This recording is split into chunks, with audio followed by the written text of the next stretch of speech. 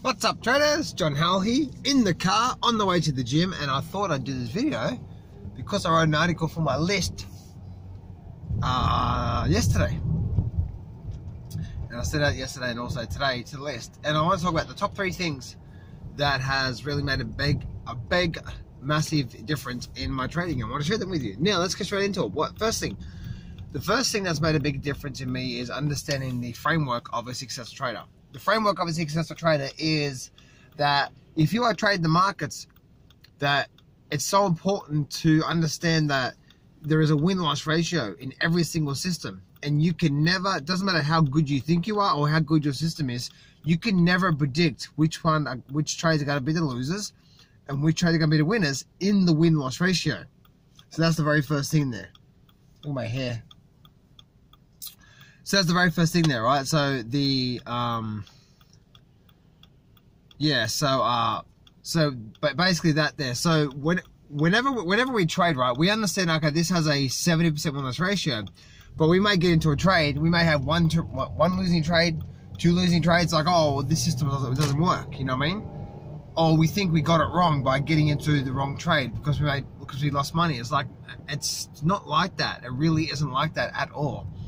What it is like and how it is in the markets is that you need to accept the fact up front that the trade you're about to get into can be a losing trade.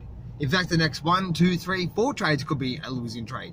You need to accept the fact that a fact. Doesn't mean you're wrong, doesn't mean you're right. It just means that that's the way successful trader, that's the framework to a successful trader. That's what makes that's the framework, understanding that. And now when you remove that, you just need to make sure that you're taking the same setup every single time. So understanding that when you get into a trade, that it's not about making money in every single trade. As I was saying before, that most traders know that when they are trading, there's a win-loss ratio. But for some reason, we try to be right on every trade, meaning we try to make money on every single trade and not accepting the fact that there's a win-loss ratio. Make sense? So, so that's the first thing I want to talk to you about. The second thing I want to talk to you guys about has made a big impact on my trading, a big difference in my trading, is understanding these 2 chart reading techniques. I'm not talking about indicators, throw those indicators out the window.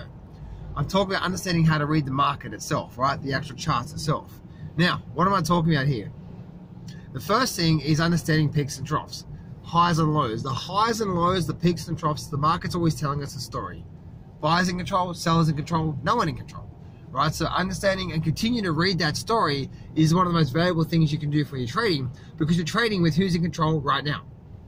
When you are trading, the next thing I want to say is understanding the technique called price and time. I did a trade just recently, and it was a beautiful, nice, profitable setup by understanding the price and time factor. If you guys don't know what that is, I'll do a video about it later on. But study WD Gann price and time.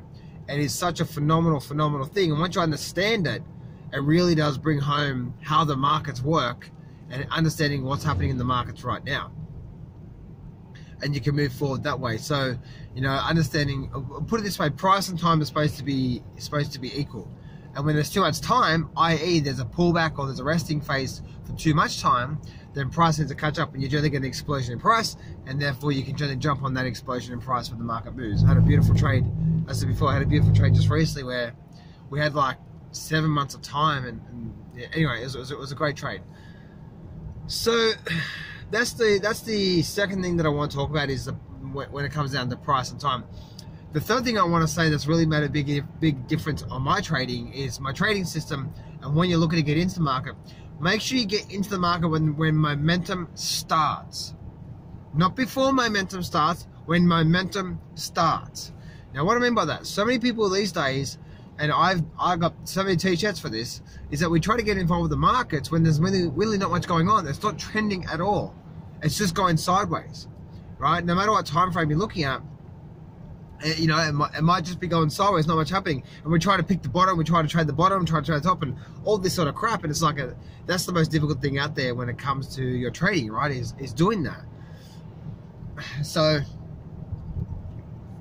the most important part, or one of the most successful things that I've done, is jump in when momentum starts, because you think about this, right, is that the most successful trades really is when momentum, right? When there's momentum market, when the market's picking up either up or down.